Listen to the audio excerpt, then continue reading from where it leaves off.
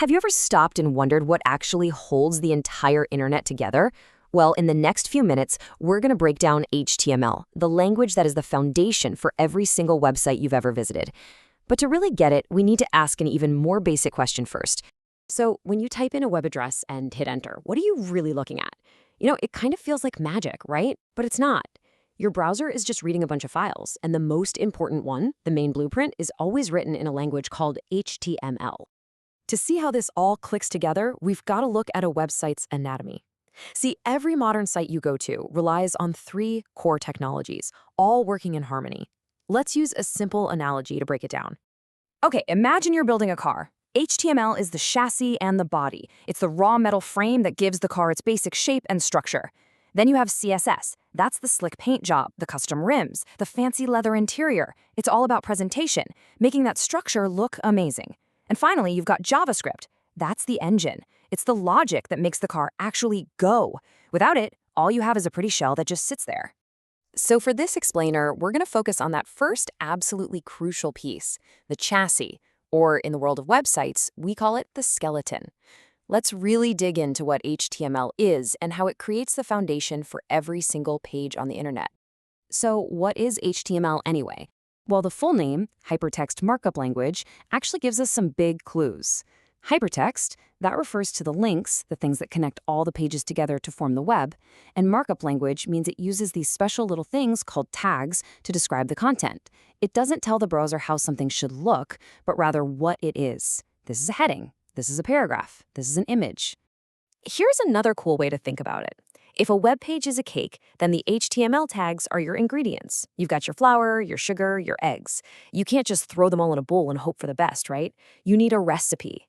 HTML provides both the ingredients and the step-by-step recipe to build your web page. Okay, so at this point you might be thinking, all right, if HTML provides the whole structure, why do we even need those other two? And you know what? That is a great question. And the answer is something that's way better to show you than to just tell you. This is what a website looks like with only HTML. It is literally just the skeleton.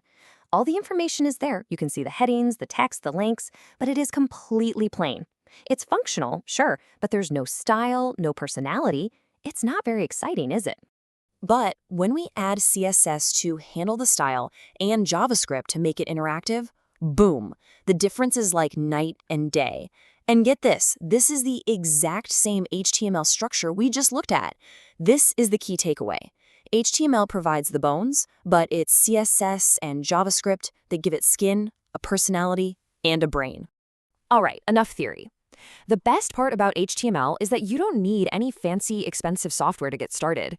You can literally build your very first web page right now with tools that are already on your computer. Let's just walk through the steps.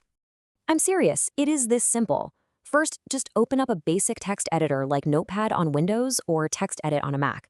Then create a new file and save it as index.html. That .html part is super important. It's what tells your computer that this is a web page. Next, you'll add some basic starter code, which we'll look at in just a second. And finally, you just double-click that file, and it'll pop right open in your web browser. That's it. You've made a web page. Now, I know this starter code might look a little intimidating, but trust me, it's not. Let's break it down real quick. That doc-type HTML at the top, it just tells the browser, hey, we're using the modern version of HTML. Then the HTML tag is like the main container for the entire page. Inside that, there are two main parts. The head section holds all the background info for the browser, like the little page title you see in the browser tab.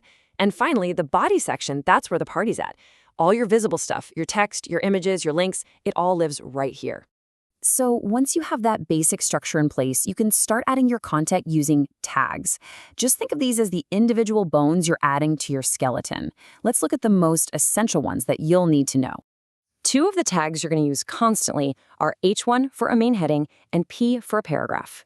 Now, using an H1 isn't just about making the text big. It actually tells search engines and screen readers that this is the most important title on the page. That's super important for helping people find your site. The P tag is simpler. It just wraps a normal block of text. And finally, we've got the magic ingredient that makes the web, well, a web. It's the anchor tag, or just A.